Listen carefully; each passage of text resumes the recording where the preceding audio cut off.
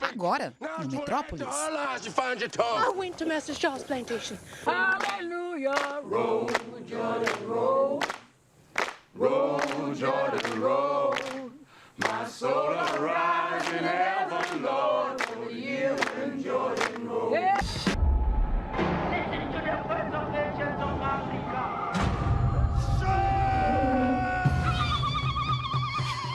But any old dog is a man's best friend.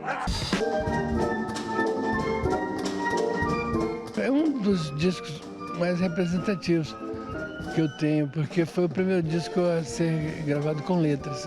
Até então eu só fazia temas melódicos sem letra. Até um dia, até talvez, até quem sabe. Ele foi preparado para ser rei e teve tutores muito severos, né, que procuraram fazer com que ele não se tornasse um Dom Pedro I. Mas, quando ele conseguiu ser ele mesmo, falou, o que eu vou fazer? Foi nas artes e na cultura. Eu quero formar uma elite cultural.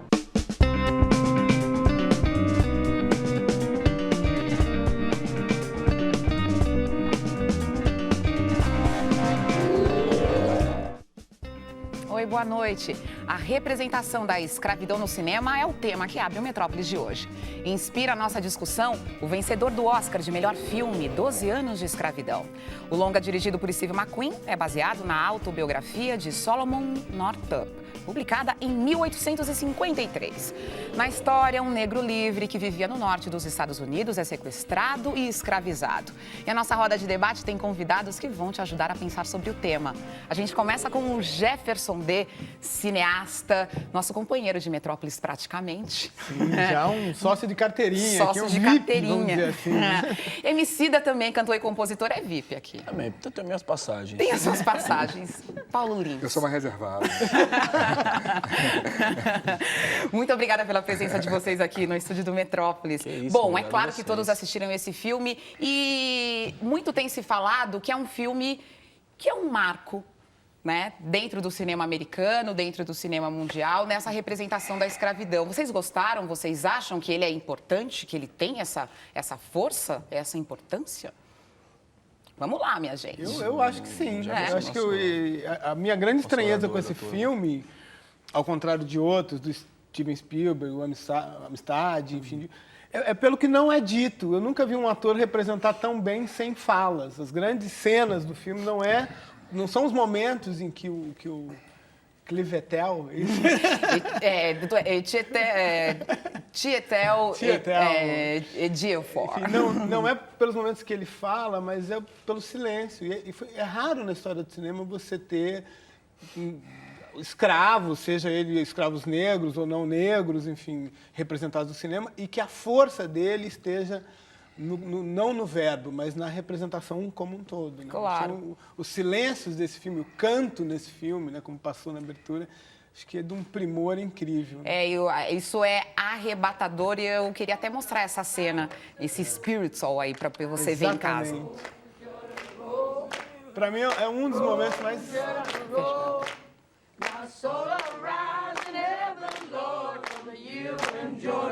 Hallelujah, roll, Jordan, roll.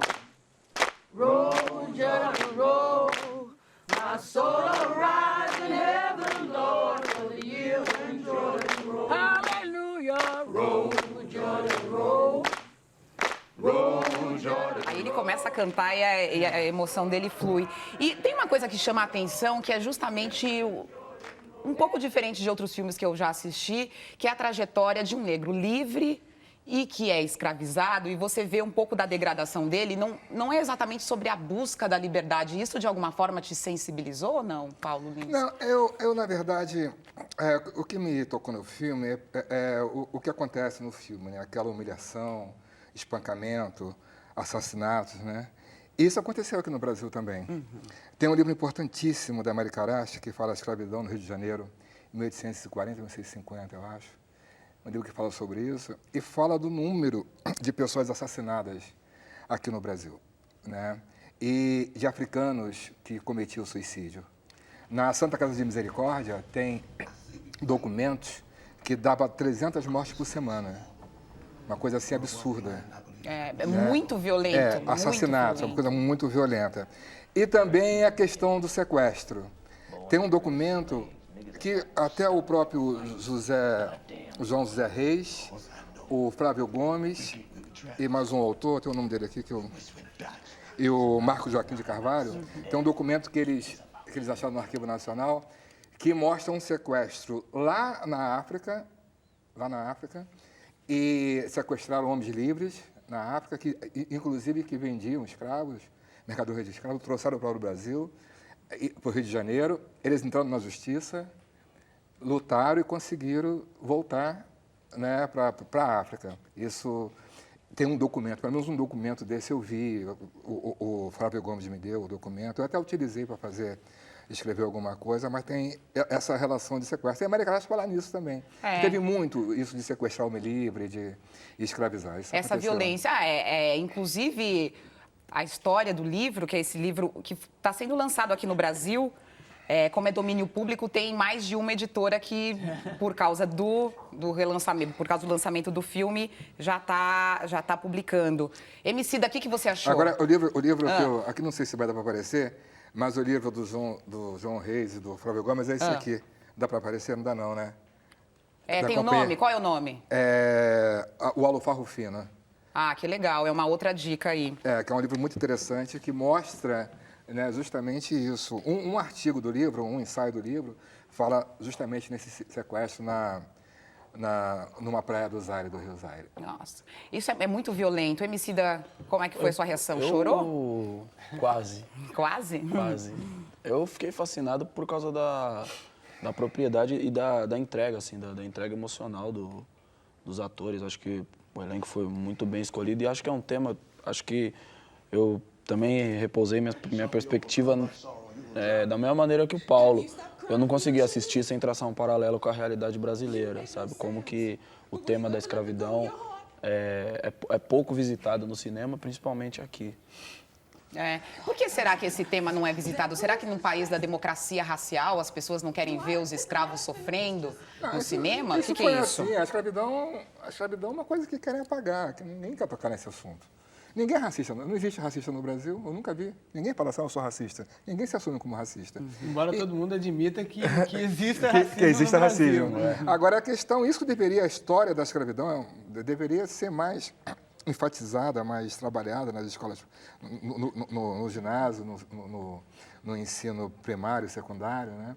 Isso deveria ser trabalhado mais e não é. Né? Inclusive, história da África, que agora teve uma lei que você vai ter que contar a história da África, não se contava a história da África.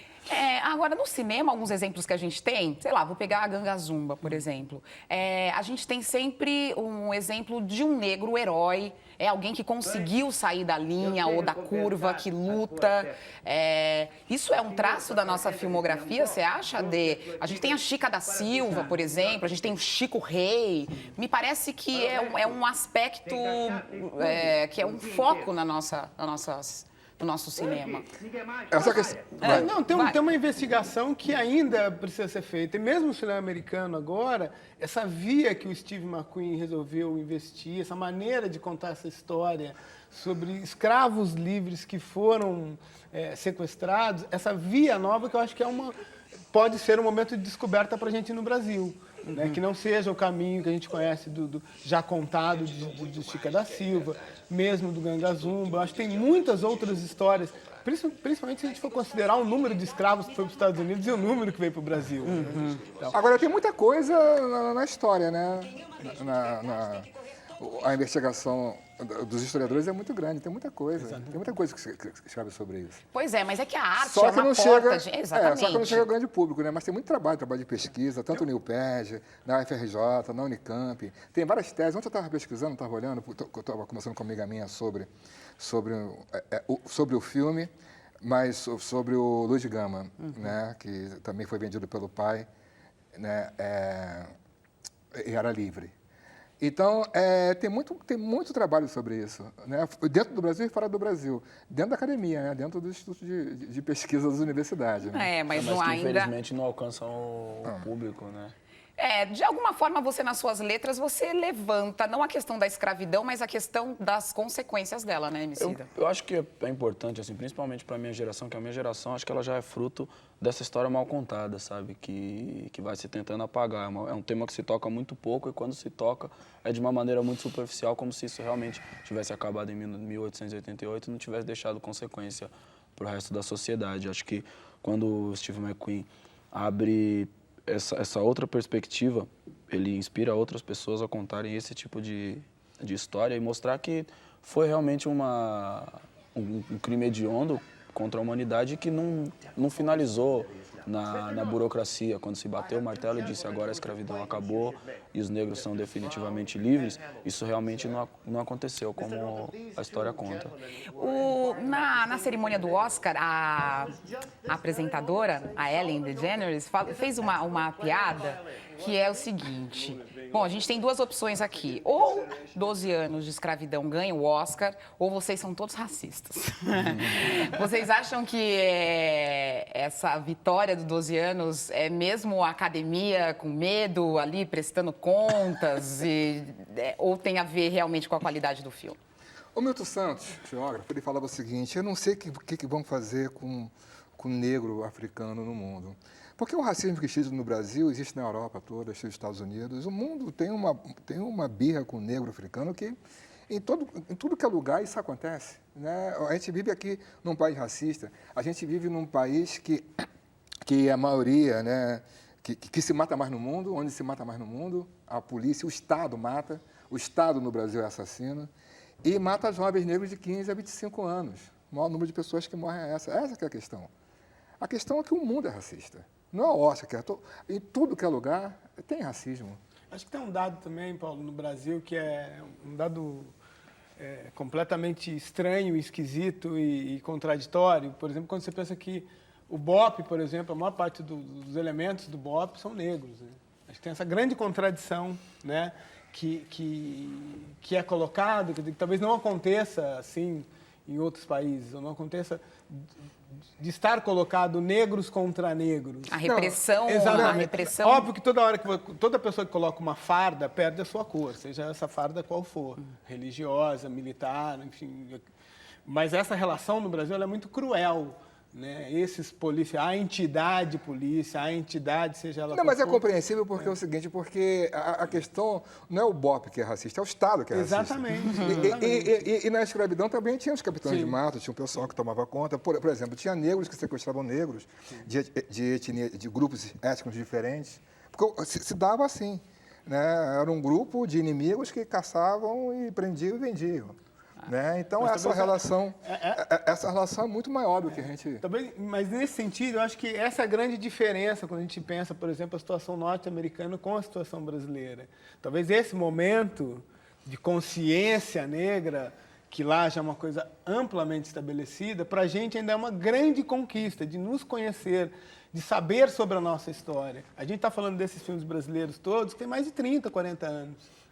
E agora, os filmes né? mais recentes trabalham num nível de folclore ou de representação bastante vago ainda, né? Assim, pelo menos vago para o meu gosto, né? Então, você não pensa em fazer um filme sobre a escravidão, Jefferson? penso, conversei com vários produtores, mas o argumento sempre é o mesmo. Primeiro que os negros no Brasil não vão ao cinema, não pisam na sala de cinema, porque nós somos os mais pobres não frequentam os shoppings e os cinemas, todos estão dentro do shopping. Aliás, e o valor do ingresso é no muito... shopping em grande quantidade, a gente viu no que deu, né? Eu acho Então, que o pessoal não gosta muito. Não, dá para ir dar um rolezinho, um shopping ou outra, mas não para ir ao cinema, pagar ali 10, 20 dólares para assistir um filme. Então, esse é o grande problema, no meu caso, quando eu vou conversar com um produtor, com um distribuidor e proponho um filme. Segundo, que esse filme é caro. Não tem como você colocar 1.500 escravos, vestidos de época, carruagens, por R$1,99. Ué, chama o Brad Pitt. Chama o Brad Pitt para produzir. Vou chamar o nosso Brad Pitt... Rodrigo Santoro, por favor, você que está aí dentro do Metrópolis, podemos conversar aí, né? Exatamente. Agora, inclusive no lançamento desse filme, em alguns países, acho que foi a Itália, o cartaz tinha o Brad Pitt. Exatamente. Não tinha... tinha E o Brad Fassbinder Pitt. também, tinha os dois atores brancos. Em maior destaque, polêmica, né? Tava no cantinho os negros e o Brad Pitt ali como destaque. Eu vou voltar um pouco para o filme, é claro que... Por exemplo, a questão é a seguinte, quando você pega, assim, quando uma pessoa é racista, isso não tem importância nenhuma para mim. É pior para ela. A pessoa, não gosto de negro, não gosto de índio, ou não gosto de japonês e tal. Agora, a questão é que o Estado é racista. As instituições são racistas.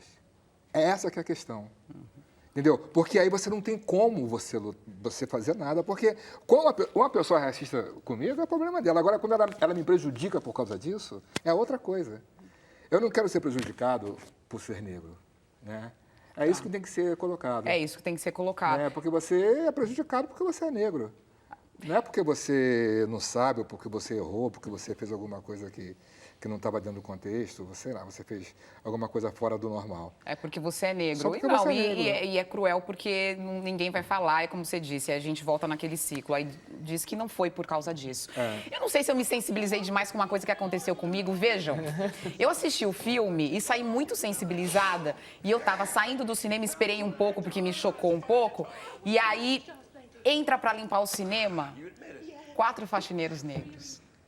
Isso me deixou, me fez um link de que ainda hoje nós ainda estamos há muito que evoluir, que me deixou preocupado. Me deixou preocupada, como sempre. Vocês também fizeram esses links todos, né? Não? Vocês querem falar que eu estou falando demais aqui? Fala, Emicida. Fala, Emicida.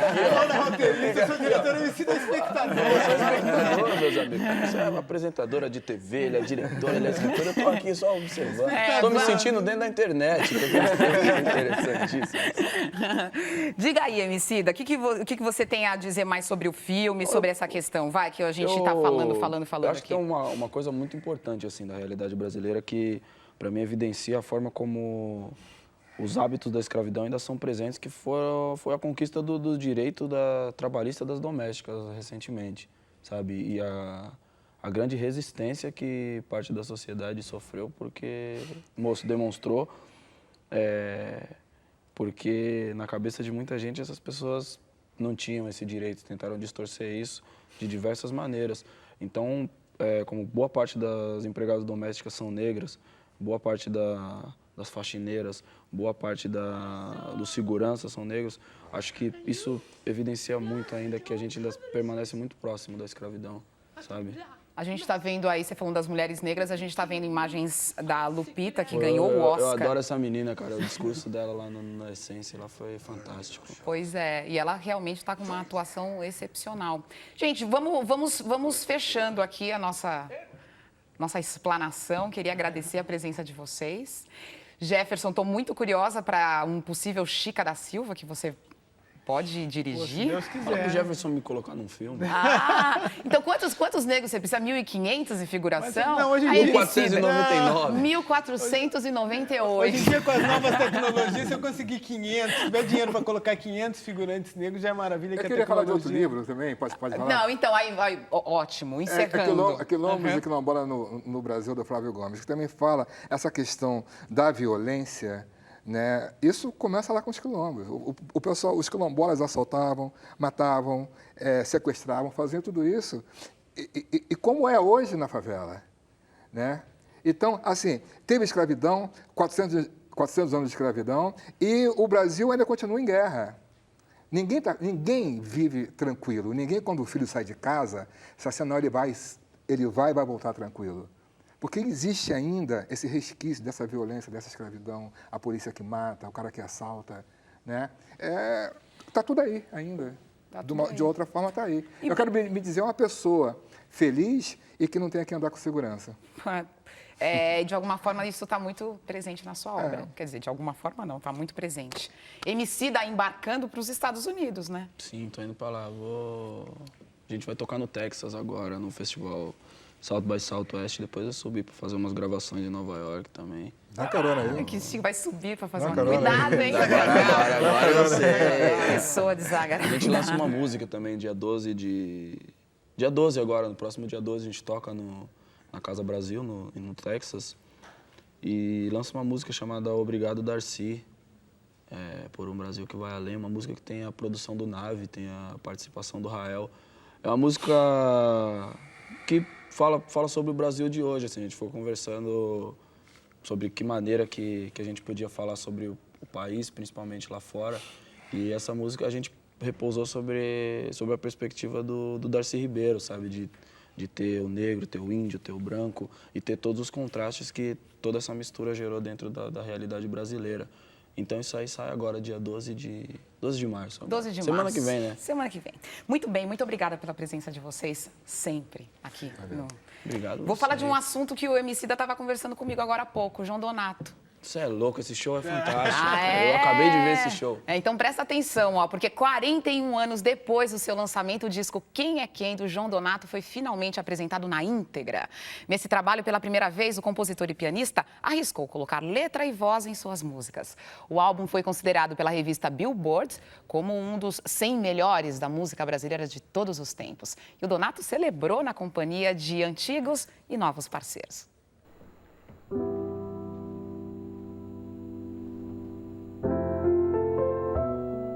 O disco foi lançado em 1973, quando João Donato já vivia há mais de uma década nos Estados Unidos e estava descrente em relação ao mercado fonográfico brasileiro. Eu sempre fui, assim, gostei da liberdade das coisas, nunca assinei contrato com gravadoras.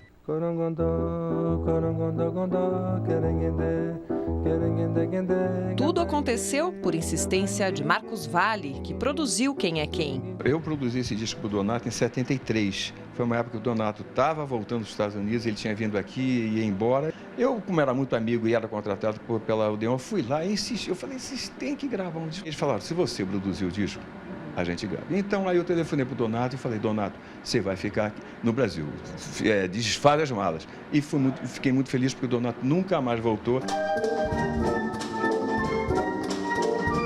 É um dos discos mais representativos que eu tenho, porque foi o primeiro disco a ser gravado com letras. Até então eu só fazia temas melódicos sem letra. Até um dia, até talvez, até quem sabe. Eu encontrei o Agostinho dos Santos na casa do Marcos. O Agostinho disse, entre outras coisas, suas músicas não têm letra até agora, são tudo lá, lá, lá, lá. Fica difícil para os cantores cantarem essas músicas. Agora a gente, tão de repente, nem mais se entende. Você lançou esse disco de uma forma, eu diria, bem autoral e bem criativa, não foi? Ele foi menosprezado na época do lançamento, eu tive que subir num morro e jogar os discos para cima, para dizer que era o lançamento, porque a companhia disse que não ia ter festinha para mim, o meu lançamento não ia ter nada. Eu digo, então eu faço. O álbum traz arranjos de Laércio de Freitas, Dorival Caymmi e do próprio João Donato, mais participações de Naná Vasconcelos e Nana Caymmi, entre outros. Esse disco Quem é Quem é um disco que eu sou muito fã e não só eu, muita gente. O Tom Jobim, por exemplo, quando ele ouviu e me encontrou, ele me deu um beijo, me abraçou e chorou, dizendo, me agradecendo muito por ter feito esse disco. Para esta comemoração, Donato convidou músicos da nova geração, como Mariana Aidar, com quem ele já gravou,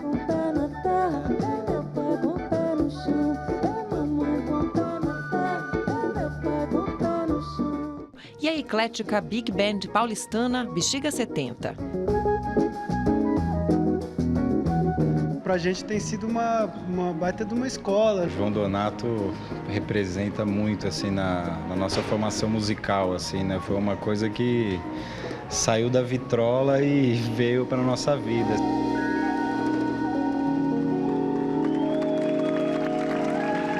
Quanto ao disco Quem é Quem? Foi considerado um dos 100 discos mais importantes já feitos no Brasil em todos os tempos pela revista Billboard, não sei. Ele é um clássico, ele é até super difícil de encontrar. Se você encontrar o vinil em algum lugar, compre, porque você pode revender ele muito caro. Esse disco teria que ser relançado, devia ser relançado. Eu vou lutar agora para ver se a EMI relança, porque é um disco tão importante na carreira dele. passo a passo, andando eu vim. Alguém disse, alô, alô, como vai, assim, assim, e nasceu o amor, amor. E no próximo bloco, eu e o Manuel da Costa Pinto conversamos com Antônio Araújo. Ele é o diretor artístico e idealizador da Mostra Internacional de Teatro, que está em cartaz em São Paulo. Não perca, depois do intervalo.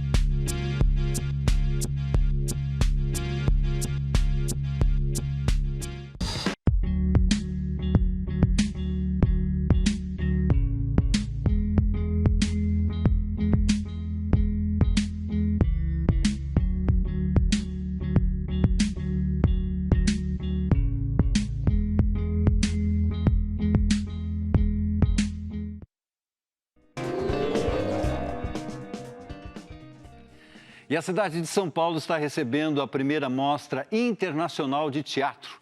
São 11 espetáculos distribuídos em 10 salas até o dia 16. E o melhor, a entrada é gratuita. Da Espanha chegam 2 espetáculos. Em Gólgota Piquenique, a crítica é sobre a mercantilização da fé. Um piquenique é organizado no local do Suplício de Cristo.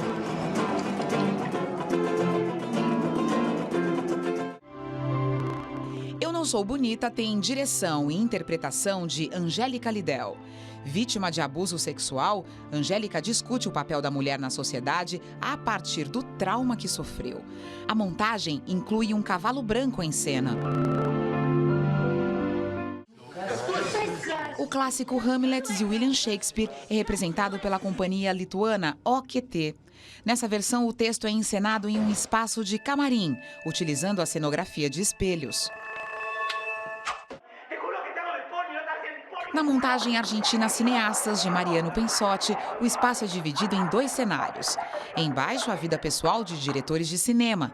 No alto, ao mesmo tempo, um contraste com a ficção. As ideias, os filmes que pretendem realizar.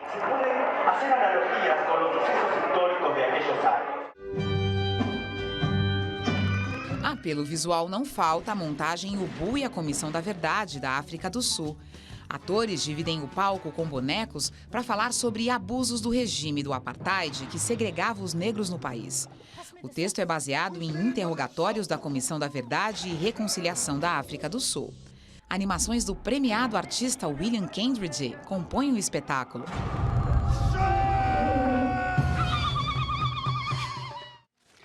Bom, e aqui no estúdio a gente recebe Antônio Araújo. Ele é idealizador e diretor artístico da Mostra Internacional de Teatro e vai conversar comigo e com o Manuel sobre o evento. Boa noite, Antônio Araújo. Boa noite, Cunha. Boa noite, Manuel. Tudo bom? Você como idealizador, explica pra gente qual é a ideia, qual foi a ideia inicial e até chegar aqui, como é que está sendo? Foi um projeto que começou há um tempo, né? Acho que em 2008. Eu e o Guilherme Marques, ele em Belo Horizonte naquele momento, né, fazendo o ECOM, que era o Encontro Mundial de Artes Cênicas, e a gente falava um pouco dessa situação um pouco inexplicável, que é o fato da cidade de São Paulo não ter um festival internacional de teatro, né? pelo menos os moldes, né, de quem viveu os históricos festivais da Ruth Escobar, né, e a partir dessas conversas a gente falou, mas né, vamos tentar fazer um projeto né, de um festival internacional aí para São Paulo. E aí a gente começou a montar, a estruturar esse projeto, ir atrás de apoios. E aí, claro, vários anos. Quanto tempo né? do início da ideia até agora? 2008. 2008? E a gente, enfim, né, só agora a gente está conseguindo materializar o projeto. Tem um tema transversal, assim, ou o critério de seleção não elegeu, assim, uma temática específica? Então, eu não quis trabalhar com a ideia de um tema, digamos, onde todos os trabalhos gravitassem, né, em volta desse tema, assim. Acho que talvez a curadoria tenha ido muito mais para um pensamento de rede, ou seja, de criar conexões entre os trabalhos, né? Inclusive, ao escolher, digamos, um novo trabalho, eu um pouco pensava como este novo trabalho poderia dialogar com aqueles que já estavam confirmados e, de uma certa forma, a partir desse diálogo entre os espetáculos, né, seja diálogos ou tensões entre os espetáculos, esses eixos talvez pudessem ir surgindo, né, dentro da mostra. Vocês tiveram algum modelo, assim, de algum festival já existente fora do Brasil? Ou foi uma elaboração pensada a partir da experiência do teatro no país mesmo? Olha, eu acho que a gente como eu falei, acho que a gente é devedor dos festivais da Ruth Escobar. Assim, acho que isso é um dado.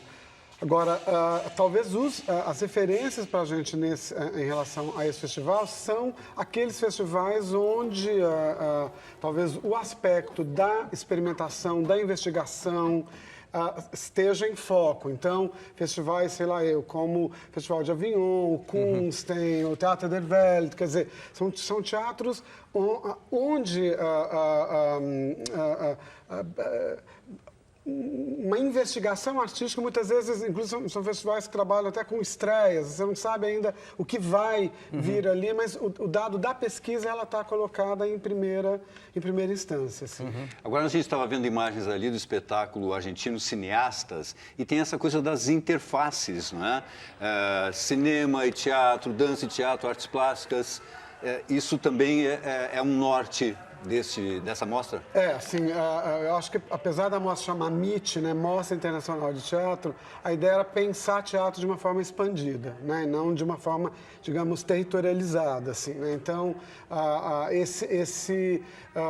digamos, esse diálogo aí com as outras artes, cinema, artes visuais, circo, performance, acho que aparece, né, na mostra como um todo, assim, talvez no título do espetáculo argentino, né, isso está evidenciado lá e é uma história sobre 4 cineastas e esses 2 planos, o próprio cenário lembra um pouco 2 telas, como se fossem 2 telas de cinema e fala sobre a vida desses 4 cineastas, né, mas ao mesmo tempo você tem no book, vocês apresentaram, né, imagens, você tem aí o William Kentridge, que talvez seja mais conhecido aqui no Brasil como artista visual, né? Tivemos uma mostra agora na Pinacoteca. Exatamente, né? Recente na Pinacoteca, foi super bacana. Ele teve na última Documenta, né, com um trabalho também super importante. Mas ele também é diretor de teatro, ele também tem uma ação no teatro e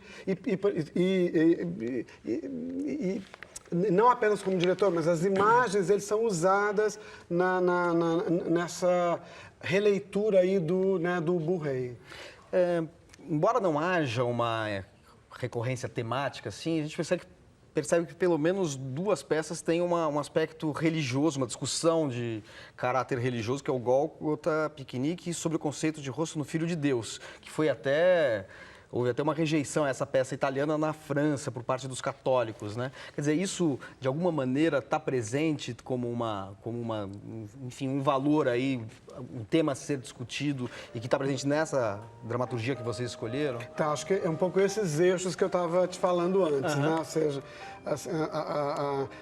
no momento em que a gente fechou com a vinda do Castellucci, né, que é sobre o conceito de rosto, assim, essa possibilidade de colocar juntos o espetáculo do Castellucci com o espetáculo do Rodrigo Garcia, que acho que são 2 visões sobre a questão da fé e da religiosidade muito distintas, assim, né? E ambos, não apenas o espetáculo do Castellucci, mas ambos foram espetáculos que causaram muita polêmica, né?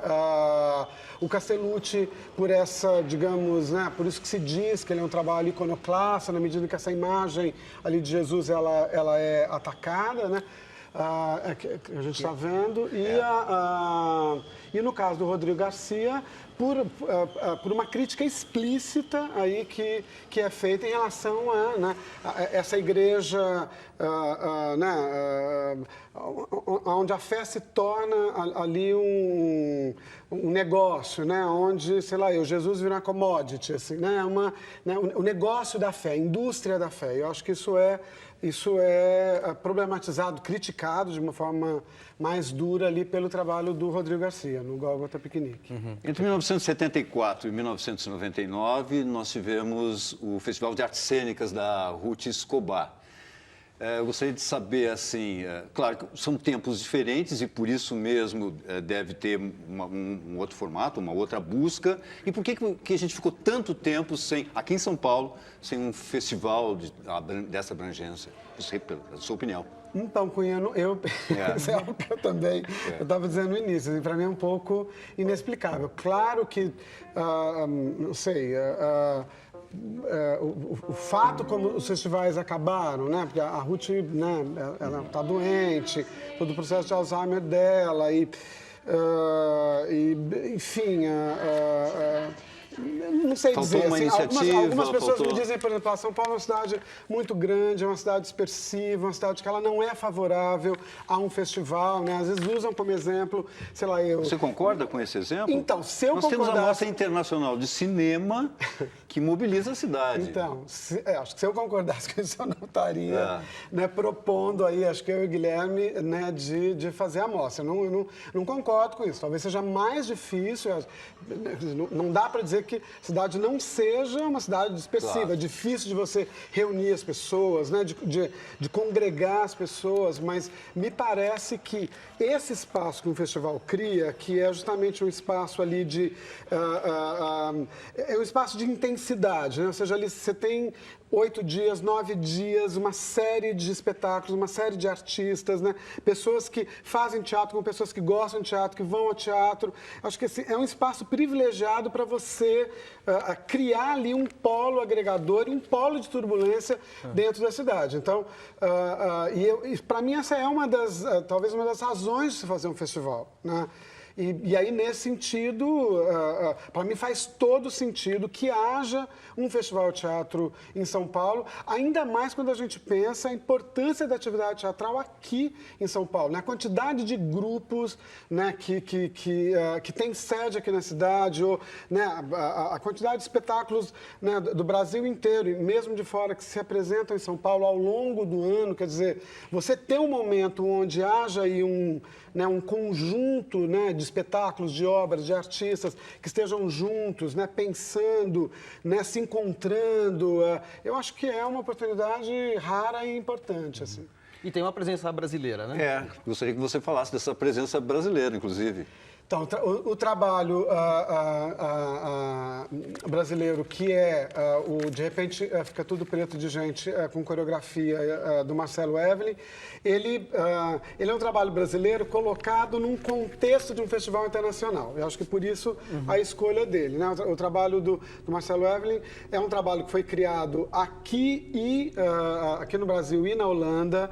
Ele reúne, né, artistas ou performers, bailarinos, né, de São Paulo, né, de Teresina, mais de Kyoto, no Japão, né, de Amsterdã. Ou seja, ele na sua gestação, na sua criação, ele já coloca esse intercâmbio, esse fluxo, esse diálogo entre as culturas, né, na própria criação do trabalho. Então, tem um site para maiores informações, para saber os locais, etc? Tem, é www.mitsp.org, onde aí tem grade de programação, todos os horários. Acho que tem uma coisa importante, talvez, né, quem consultar o site, que além da mostra de espetáculos, uma coisa que era muito importante para a gente era o fomento a reflexão crítica, assim, a esse olhar crítico, a formação do olhar do espectador. Então, você tem aí uma série de atividades que foram pensadas em diálogo com esses trabalhos. Então, desde convidar pessoas de fora do campo do teatro para virem olhar o teatro, para virem conversar com o teatro, né? Sueli Ronick, Peter Paul Pelbat, Vladimir Safatli, enfim, várias pessoas, né, de fora do teatro que estão vindo aí conversar, como especialistas em teatro das universidades brasileiras que vão dar palestras, né, sobre a trajetória desses artistas, e os próprios artistas que vão estar encontrando o público, né, falando sobre os processos criativos deles. Então, essas atividades, que a gente chamou de atividades especiais, elas são também uma parte fundamental da mostra, né? Claro. Ou seja, não apenas o compartilhamento dos espetáculos, mas uma reflexão, um pensamento sobre esses trabalhos. Ok, obrigado então. Conversamos com o Antônio Araújo sobre a primeira Mostra Internacional de Teatro de São Paulo, gratuito, não precisa pagar nada, né? Obrigado. Bom, agora vamos falar de quadrinhos, a história do Brasil no traço do cartunista Spaca. Ele transporta para os quadrinhos o livro As Barbas do Imperador, sobre o monarca Dom Pedro II. O Manuel conversou com ele. Como é que foi, Manuel? Olha, é muito interessante porque este livro, que é um livro importantíssimo de história do Brasil, sobre Dom Pedro II, da Lilia Schwartz, né, que é professora de História e Antropologia, antropóloga e historiadora, da USP, tem um rigor histórico que se projeta no quadrinho.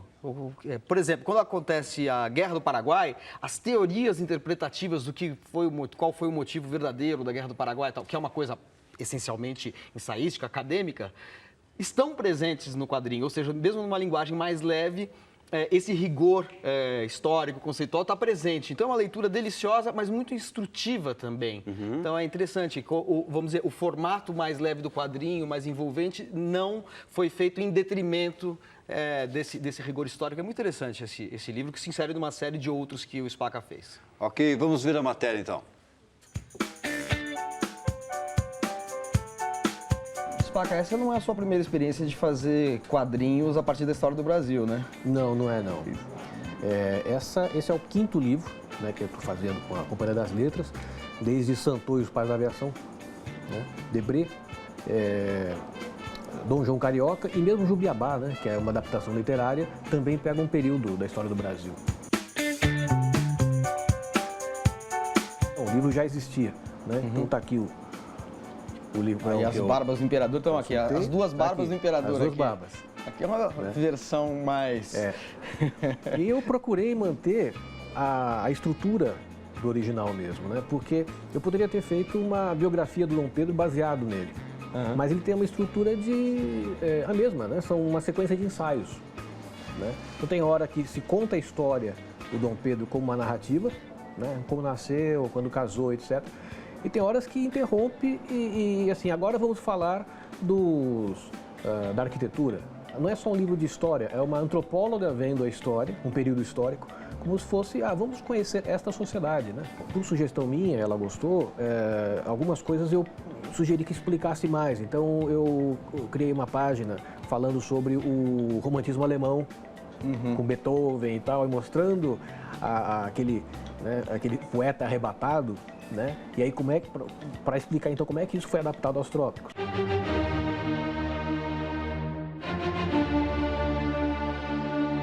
Quando eu peguei esse projeto, em primeiro lugar eu comecei a examinar, antes de falar para ele, vamos fazer, vamos, eu examinei primeiro se o personagem Dom Pedro parava de pé, quer dizer, eu tinha uma visão muito vaga dele.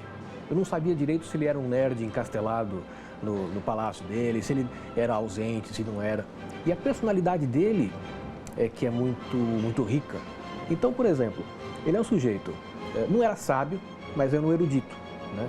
Um curioso por várias coisas, mas ia desde da astronomia, da geologia, as línguas mortas, até o encanamento, sabe, até as obras. Ele visitava um quartel, um hospital, e ia lá ver as obras, como é que tinha feito. Não, tem um processo assim, assado. Como se fosse um prefeito. Ele foi preparado para ser rei e teve tutores muito severos, né, que procuraram fazer com que ele não se tornasse um Dom Pedro I. Mas, quando ele conseguiu ser ele mesmo, falou, o que eu vou fazer? foi nas artes e na cultura. Eu quero formar uma elite cultural. E reuniu em torno de si pintores, historiadores e tal. Eu fiz com muita consciência. Ou seja, tinha aí, não é só o prazer dele pela arte, era um negócio de poder dele. Qual que é o próximo agora, já que você está seguindo aí uma linha cronológica da história do Brasil? É isso mesmo, é isso mesmo. Como tem o outro do Dom João com a Lília, o seguinte provavelmente vai ser com ela também, a República.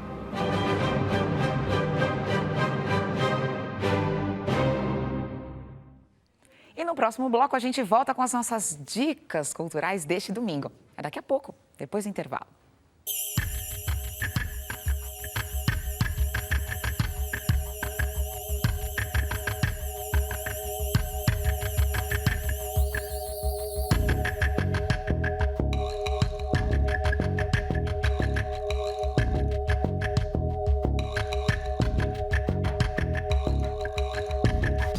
Got you on my mind, feeling kinda sad and low.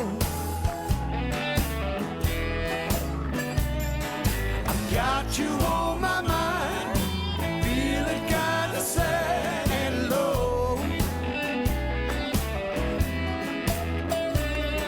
I'm wondering where you are, wondering why you had to go.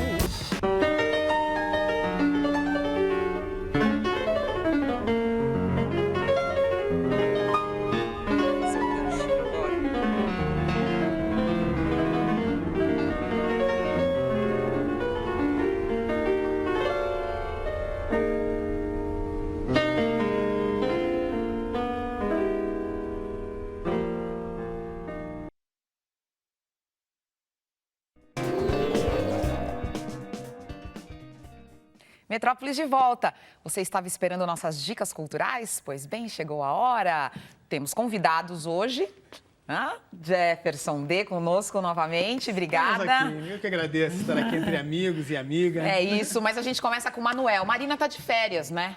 Exato, então tá. Mas o Jefferson está arredondando o nosso número aqui de 4 dicas semanais.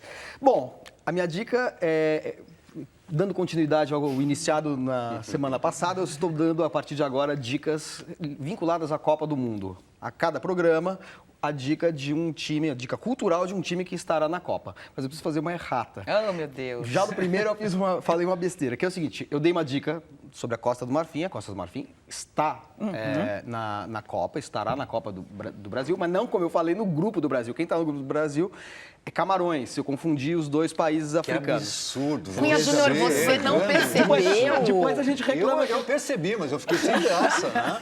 Eu quase que fiz assim, ó. É errado. Mas a gente confunde Camarões e Costa do Marfim, depois reclama que acham que Buenos Aires é a capital do Brasil, as coisas assim. Bom, mas agora eu vou dar uma dica que, na verdade, abrange dois países que estarão na Copa. Um deles no Brasil, é o jogo de estreia do Brasil com a Croácia, mas é um escritor nascido na Bósnia, que viveu na Croácia, como viveu na Sérvia, viveu na Áustria, viveu na Itália, viveu na França, que é este aqui, Ivo Andrić, autor de um livro publicado aqui no Brasil, chamado Café Titanic.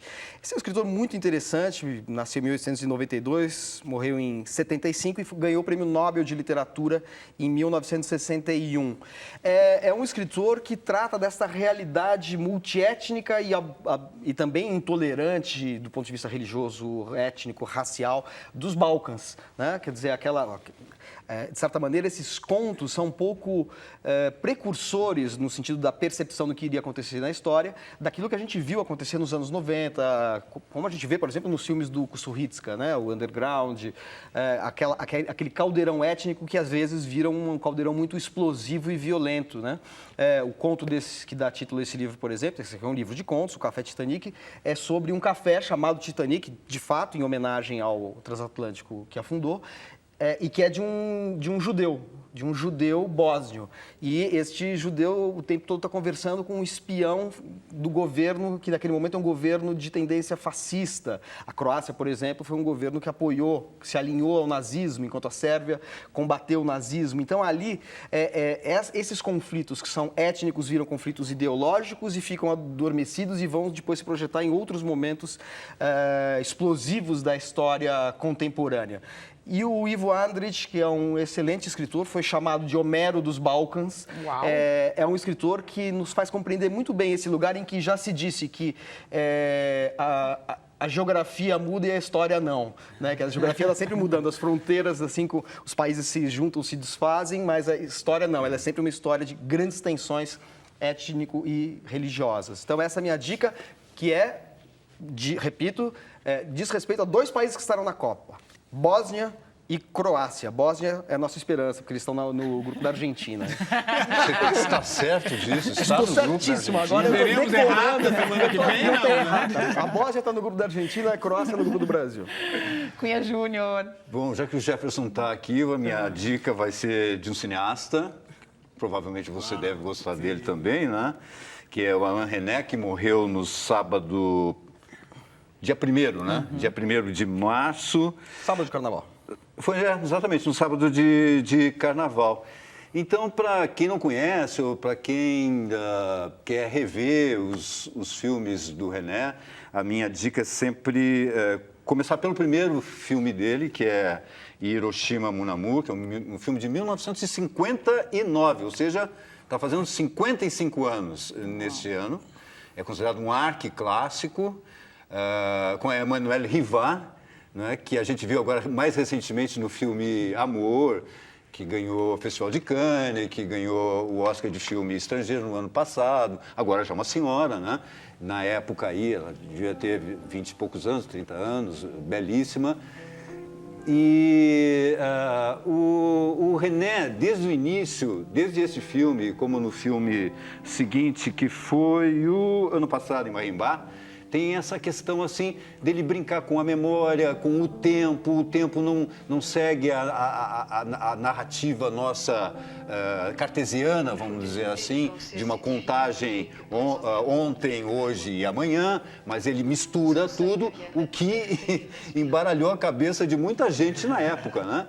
É muito engraçado, porque nessa cópia que eu tenho aqui de Hiroshima, Mon Amour, que eu nem sei de quando é, que eu coleciono há muito tempo, mas tem uma entrevista com ele em 1960 e o jornalista dizendo: eu não entendi nada do seu filme. Muito bom. Ele disse: você não entendeu?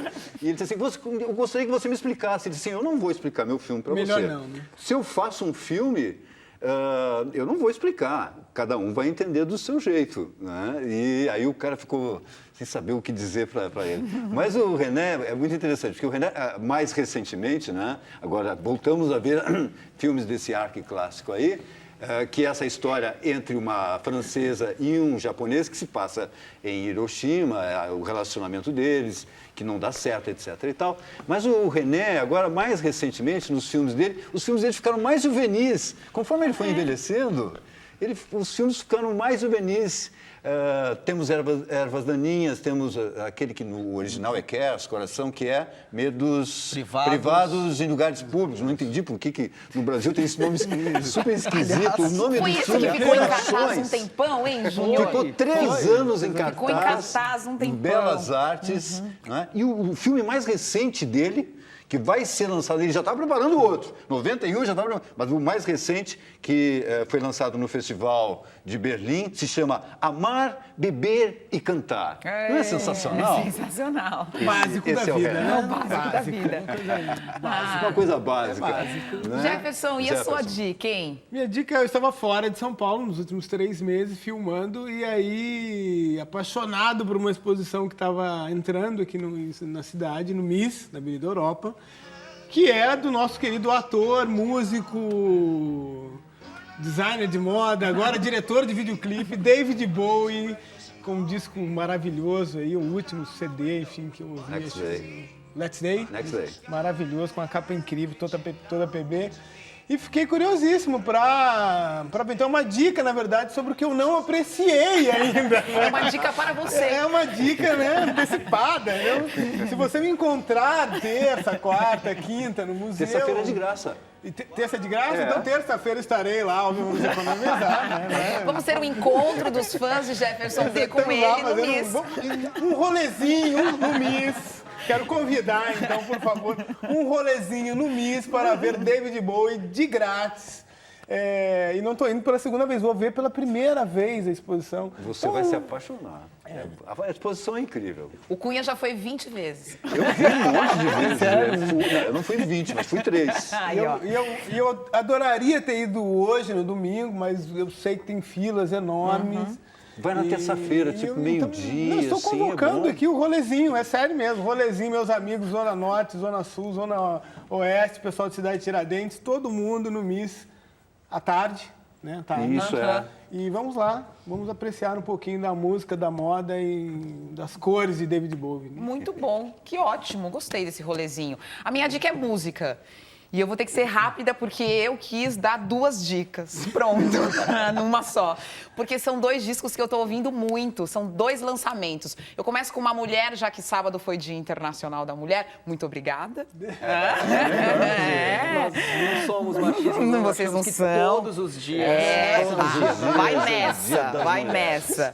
Eu só conto essa história de um dia da mulher. Olha, mas eu tenho 2 dicas e eu não posso discutir isso agora. Neneh Cherry. Neneh Cherry, depois de 18 anos sem lançar um disco solo, lançou um disco agora. E a Neneh Cherry está com as bases eletrônicas de um produtor que se chama Fortet. E ela tá mais suja do que nunca. Neneh Cherry, não sei se vocês se lembram, ela surgiu ali no final dos 80, né?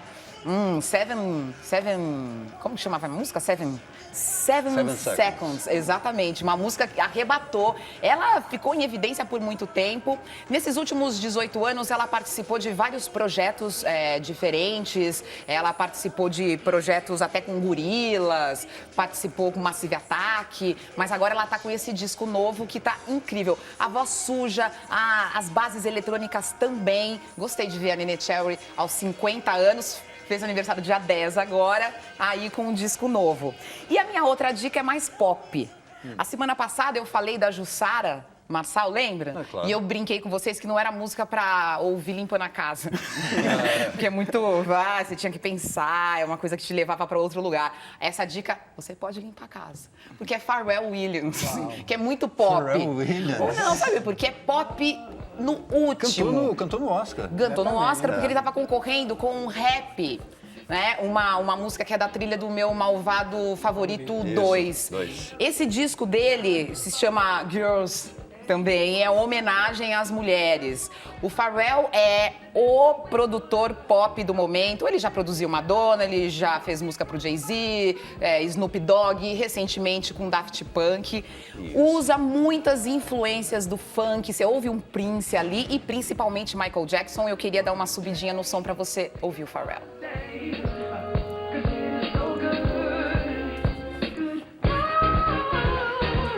Esse falsetinho é Michael total, né? Chegou a trabalhar com o Michael Jackson? Trabalhou com o Michael Jackson.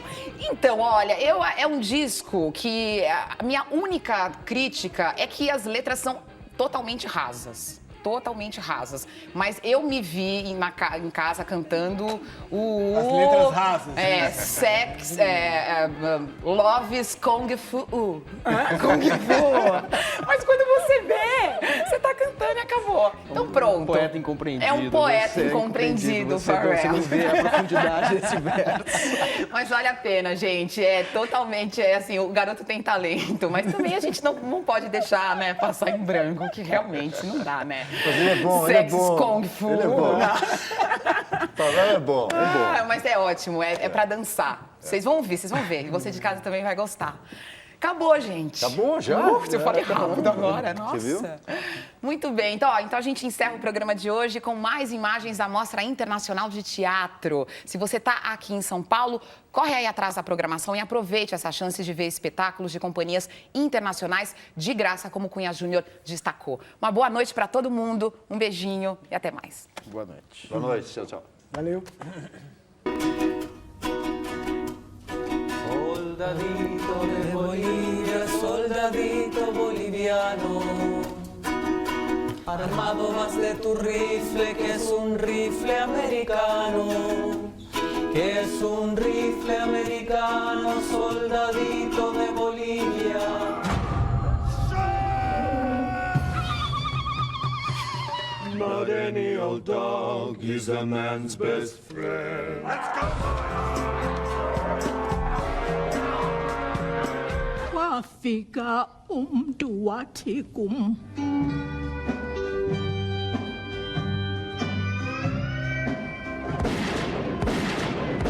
Piensa, qué entusiasmo que tiene este. Yo también tengo que ser entusiasta. Sí, como esas películas de la Revolución Rusa con Lenin arengando a las masas. Esa es la onda. Mariela.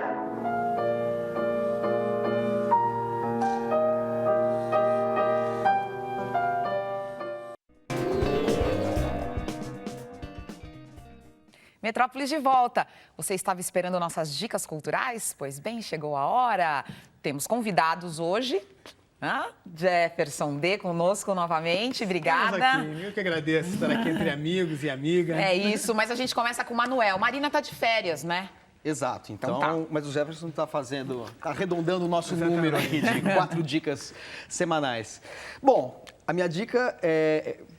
Dando continuidade ao iniciado na semana passada, eu estou dando, a partir de agora, dicas vinculadas à Copa do Mundo. A cada programa, a dica de um time, a dica cultural de um time que estará na Copa. Mas eu preciso fazer uma errata. Oh, meu Deus. Já no primeiro eu falei uma besteira, que é o seguinte, eu dei uma dica sobre a Costa do Marfim. A Costa do Marfim está na Copa, estará na Copa do Brasil, mas não como eu falei no Grupo do Brasil. Quem está no Grupo do Brasil é Camarões. Eu confundi os dois países africanos. Que absurdo. Cunha Júnior, você não percebeu? Depois a gente reclama. Eu percebi, mas eu fiquei sem graça, né? Eu quase que fiz assim, ó. Errado.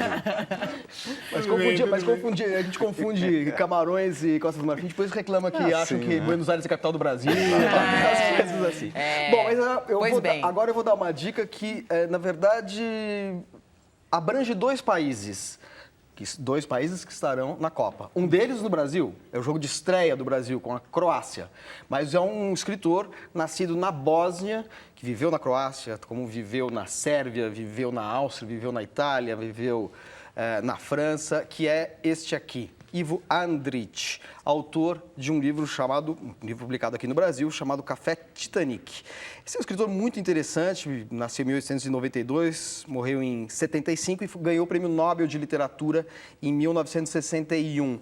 É um escritor que trata dessa realidade multiétnica e também intolerante do ponto de vista religioso, étnico, racial, dos Balcãs, né? Quer dizer, de certa maneira, esses contos são um pouco precursores no sentido da percepção do que iria acontecer na história, daquilo que a gente viu acontecer nos anos 90, como a gente vê, por exemplo, nos filmes do Kusturicka, né? O Underground, aquele caldeirão étnico que às vezes vira um caldeirão muito explosivo e violento, né?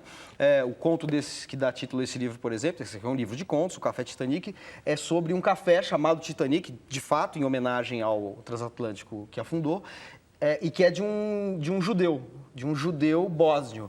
E este judeu o tempo todo está conversando com um espião do governo, que naquele momento é um governo de tendência fascista. A Croácia, por exemplo, foi um governo que apoiou, que se alinhou ao nazismo, enquanto a Sérvia combateu o nazismo. Então, ali, esses conflitos que são étnicos viram conflitos ideológicos e ficam adormecidos e vão depois se projetar em outros momentos explosivos da história contemporânea. E o Ivo Andrić, que é um excelente escritor, foi chamado de Homero dos Balcãs. É um escritor que nos faz compreender muito bem esse lugar em que já se disse que a geografia muda e a história não, né? Que a geografia está sempre mudando, as fronteiras, assim, os países se juntam, se desfazem, mas a história não, ela é sempre uma história de grandes tensões étnico e religiosas. Então, essa é a minha dica, que repito, diz respeito a dois países que estarão na Copa. Bósnia e Croácia. Bósnia é a nossa esperança, porque eles estão no grupo da Argentina. Você está certo disso? Estou certíssimo. Agora eu estou decorando. A Bósnia está no grupo da Argentina, a Croácia no grupo do Brasil. Cunha Júnior. Bom, já que o Jefferson está aqui, a minha dica vai ser de um cineasta. Provavelmente você deve gostar dele também, né? Que é o Alain Resnais, que morreu no sábado, dia 1º, né? Dia 1º de março. Sábado de Carnaval. Foi exatamente no sábado de Carnaval.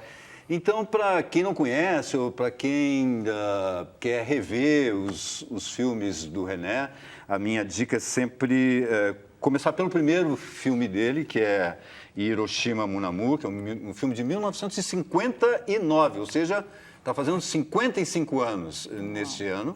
É considerado um arquiclássico, com Emmanuelle Rivat, né, que a gente viu agora mais recentemente no filme Amor, que ganhou o Festival de Cannes, que ganhou o Oscar de filme estrangeiro no ano passado, agora já é uma senhora, né? Na época aí, ela devia ter 20 e poucos anos, 30 anos, belíssima. E o Resnais, desde o início, desde esse filme, como no filme seguinte, que foi o ano passado em Marimbá, tem essa questão assim dele brincar com a memória, com o tempo não segue a narrativa nossa cartesiana, vamos dizer assim, de uma contagem ontem, hoje e amanhã, mas ele mistura tudo, o que embaralhou a cabeça de muita gente na época, né? É muito engraçado, porque nessa cópia que eu tenho aqui de Hiroshima Mon Amour, que eu nem sei de quando é, que eu coleciono há muito tempo, mas tem uma entrevista com ele em 1960 e o jornalista dizendo: eu não entendi nada do seu filme. Muito bom. Ele disse: meu, você não entendeu? E ele disse assim: eu gostaria que você me explicasse. Ele disse assim: eu não vou explicar meu filme para você. Melhor não, né? Se eu faço um filme, eu não vou explicar. Cada um vai entender do seu jeito, né? E aí o cara ficou sem saber o que dizer para ele. Mas o Resnais é muito interessante, porque o Resnais, mais recentemente, né? Agora voltamos a ver filmes desse arquiclássico aí, que é essa história entre uma francesa e um japonês que se passa em Hiroshima, o relacionamento deles, que não dá certo, etc. e tal. Mas o Resnais, agora, mais recentemente, os filmes dele ficaram mais juvenis. Conforme ele foi envelhecendo, os filmes ficaram mais juvenis. Temos Ervas Daninhas, temos aquele que no original é Cares, Coração, que é Medos privados em lugares públicos. Não entendi por que no Brasil tem esse nome super esquisito. O nome foi do esse filme que ficou em cartaz um tempão, hein, Júnior? Ficou 3 anos em cartaz. Ficou em cartaz um tempão. Em Belas Artes. Né? E o filme mais recente dele, que vai ser lançado, ele já está preparando outro. 91 já está preparando, mas o mais recente, que foi lançado no Festival de Berlim, se chama Amar, Beber e Cantar. Não é sensacional? É sensacional. Básico da vida, né? É o básico da vida. Uma coisa básica. Né? Jefferson, e a sua dica, hein? Minha dica, eu estava fora de São Paulo nos últimos 3 meses, filmando, e aí, apaixonado por uma exposição que estava entrando aqui na cidade, no MIS, na Avenida Europa, que é do nosso querido ator, músico, designer de moda, agora diretor de videoclipe, David Bowie, com um disco maravilhoso aí, o último CD, enfim, que eu ouvi. Next Day. Next Day. Next Day. Maravilhoso, com uma capa incrível, toda PB. E fiquei curiosíssimo para ter uma dica, na verdade, sobre o que eu não apreciei ainda. Né? É uma dica para você. É uma dica, né, antecipada. Se você me encontrar terça, quarta, quinta no museu... Terça-feira é de graça. Terça é de graça? Então terça-feira estarei lá, vamos economizar. Né? Vamos ter um encontro dos fãs de Jefferson D com ele no MIS. Um rolezinho no MIS. Quero convidar, então, por favor, um rolezinho no MIS para ver David Bowie de grátis. E não estou indo pela segunda vez, vou ver pela primeira vez a exposição. Você vai se apaixonar. A exposição é incrível. O Cunha já foi 20 vezes. Eu fui um monte de vezes. Eu não fui 20, mas fui 3. E eu adoraria ter ido hoje, no domingo, mas eu sei que tem filas enormes. Vai na terça-feira, tipo meio-dia. Não, estou convocando aqui o rolezinho, é sério mesmo. Rolezinho, meus amigos, Zona Norte, Zona Sul, Zona Oeste, pessoal de Cidade Tiradentes, todo mundo no MIS à tarde, né? Tá. Isso, é. E vamos lá, vamos apreciar um pouquinho da música, da moda e das cores de David Bowie. Né? Muito bom, que ótimo, gostei desse rolezinho. A minha dica é música. E eu vou ter que ser rápida porque eu quis dar 2 dicas. Pronto, numa só. Porque são 2 discos que eu tô ouvindo muito, são 2 lançamentos. Eu começo com Uma Mulher, já que sábado foi Dia Internacional da Mulher. Muito obrigada. Nós não somos machistas. Não, vocês não são. Todos os dias. Vai nessa, vai nessa. Eu só conto essa história de um dia da mulher. Olha, mas eu tenho 2 dicas, eu não posso discutir isso agora. Neneh Cherry. Neneh Cherry, depois de 18 anos sem lançar um disco solo, lançou um disco agora. E a Neneh Cherry tá com as bases eletrônicas de um produtor que se chama Fortet. E ela tá mais suja do que nunca. Neneh Cherry, não sei se vocês se lembram, ela surgiu ali no final dos 80, né? Como que chamava a música? Seven Seconds, exatamente. Uma música que arrebatou. Ela ficou em evidência por muito tempo. Nesses últimos 18 anos, ela participou de vários projetos diferentes. Ela participou de projetos até com Gorillaz, participou com Massive Attack, mas agora ela tá com esse disco novo que tá incrível. A voz suja, as bases eletrônicas também. Gostei de ver a Neneh Cherry aos 50 anos. Fez aniversário dia 10 agora, aí com um disco novo. E a minha outra dica é mais pop. A semana passada eu falei da Jussara Marçal, lembra? Claro. E eu brinquei com vocês que não era música pra ouvir limpando a casa. Porque é muito... você tinha que pensar, é uma coisa que te levava pra outro lugar. Essa dica, você pode limpar a casa. Porque é Pharrell Williams, que é muito pop. Pharrell Williams? Ou não, sabe? Porque é pop...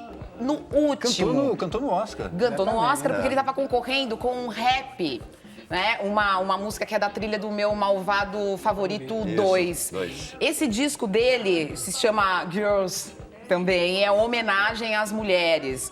O Pharrell é o produtor pop do momento. Ele já produziu Madonna, ele já fez música pro Jay-Z, Snoop Dogg, recentemente com Daft Punk. Usa muitas influências do funk. Você ouve um Prince ali e principalmente Michael Jackson. Eu queria dar uma subidinha no som para você ouvir o Pharrell.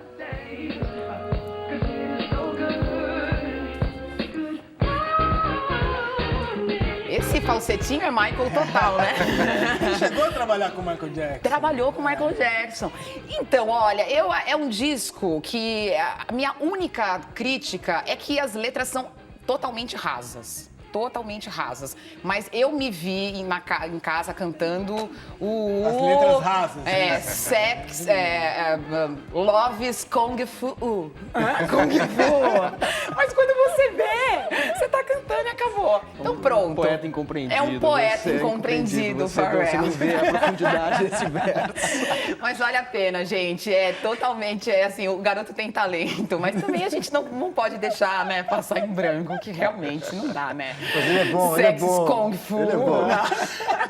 Pharrell é bom, é bom. Mas é ótimo, é pra dançar. Vocês vão ouvir, vocês vão ver. E você de casa também vai gostar.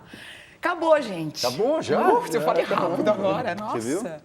Muito bem, então a gente encerra o programa de hoje com mais imagens da Mostra Internacional de Teatro. Se você está aqui em São Paulo, corre aí atrás da programação e aproveite essa chance de ver espetáculos de companhias internacionais de graça, como o Cunha Júnior destacou. Uma boa noite para todo mundo, um beijinho e até mais. Boa noite. Boa noite, tchau, tchau. Valeu. Soldadito de Bolivia, soldadito boliviano, armado vas de tu rifle, que es un rifle americano, que es un rifle americano, soldadito de Bolivia. But any old dog is a man's best friend. Let's go! Wafika umntu wathi kum.